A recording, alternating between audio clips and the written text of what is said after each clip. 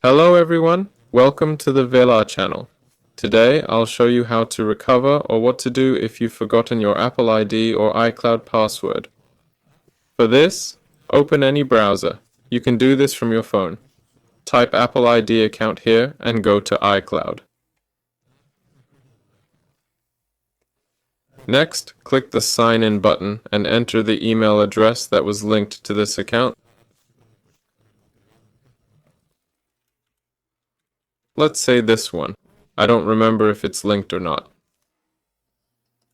There. Now you'll need to enter a password. If you don't remember your password, click the Reset Password button. Enter your email address or phone number here. Enter the CAPTCHA, then click Continue. Then enter your phone number, and after entering the code, click the Continue button to set a new password. This was Vela. Goodbye, everyone.